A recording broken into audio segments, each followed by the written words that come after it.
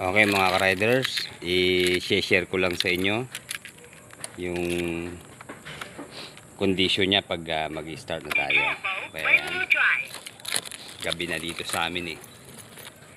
Okay, ito bali nga pala sa 3 years nating paggamit, ang ating odometer ay nasa ano na, ilan ba to? 41,000 kilometers and 760 plus. Ayan.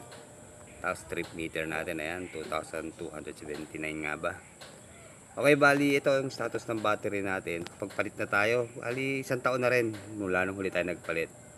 Ayan, meron siyang ilang bar. Alam nyo, pag may mini driving light lalo't ginagamit, bilis bumabagsak niyan yung kanyang baterya. Tapos pag inalis natin, ayan, balik sa ano, malakas ulit siya. And then ito yung natutuwa ako kasi kahapon pa tayo nagpa full tank. Pabalik-balik ako dito sa Santa Cruz, sa bayan, sa school, sa palengke, mga hindi ko na mabilang yung balik-balik ko, full bar pa rin siya hanggang ngayon.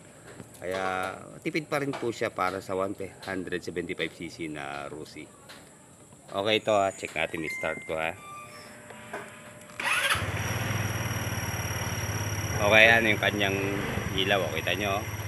Wala pa akong binabago dyan mula nung una nating kinuha, 2020, so 3 years na siya.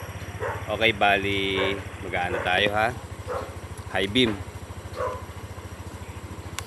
Ayan ang high beam nya, low beam, o yan yung low beam, and then yung passing light nya, ayan, diba, lakas, all stock pa rin po yan, kaya solve na solve po tayo ito, sulit na sulit po talaga. And then ayan yung kanyang idle na RPM, ayan, diba, 1.8 ba o 1.7 RPM.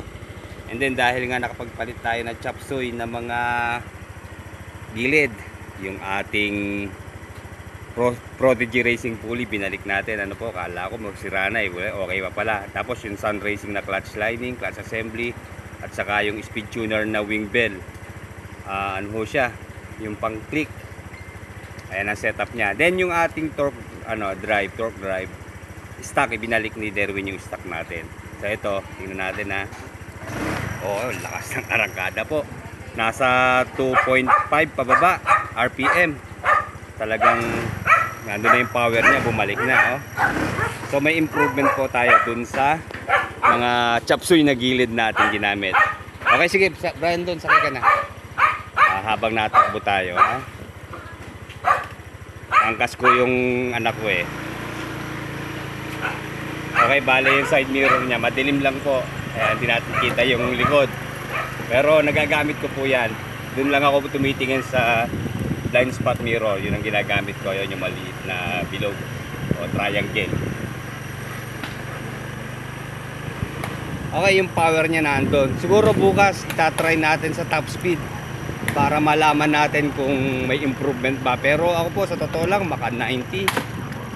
Okay na po sa akin yun. Kasi hindi naman lagi natin ginagamit ang top speed eh.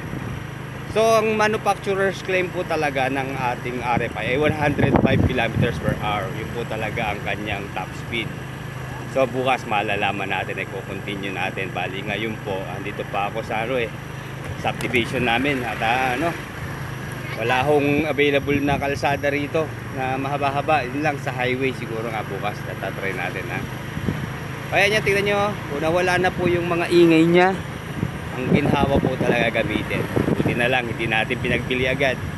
Ayan no, banking tayo. Sarap gamitin po talaga.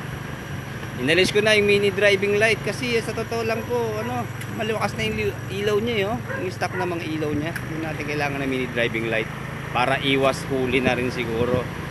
At sa totoo lang malakas kumonsumo ng baterya yung mini driving light, lalo gagamitin natin ng sabay sa kanyang headlight. So ayan po yung status ng ating baterya. Medyo mababa pero minsan po yan, tumataas. 1 bar lang ang kulang niya para ma-full bar siya. Pero natutuwa talaga ako. Ayan, bumawas na yung gasolina niya. Ayan, bumawas na po ng 1 bar. Kasi ito, meron siyang 6 na bar, So parang lumalabas siya kada 1 bar, 1 litro. Then may reserve siyang mga 3 litro mahigit. So yung 6 na bar, di lumalabas na 6 liters plus 3 liters na reserve. Talagang sakto po yung kanyang fuel tank capacity na 9.5 liters. Okay. chill ride lang. Ang sarap po talaga gamitin ni RFI pagdating sa chill ride. Ayan, kita nyo na yung ating blind spot mirror. Nagagamit naman yan. Kita ko yung mga sasakyan sa likuran, lalo at may ilaw. Ayan.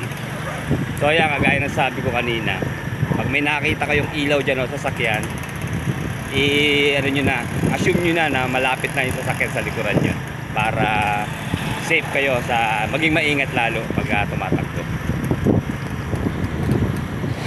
Alam nyo mga ka-RFI, parang maganda po yung itong unang labas, itong batch 1, kasi lalo na sa kanyang panel ito. Hanggang ngayon po ay ang kanyang combined analog at digital na screen.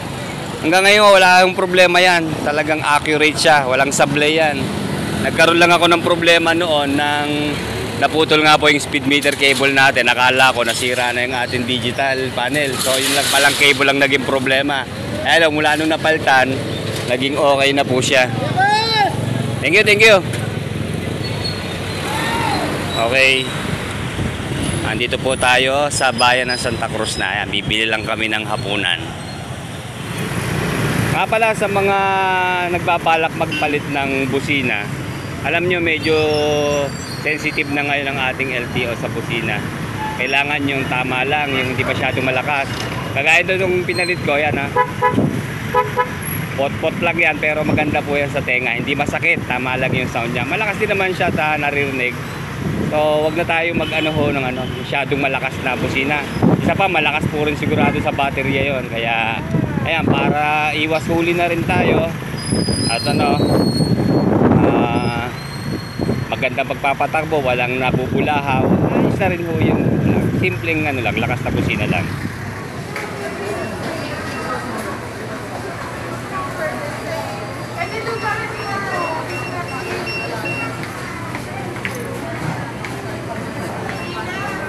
Okay, hinihintay lang natin yung ating order.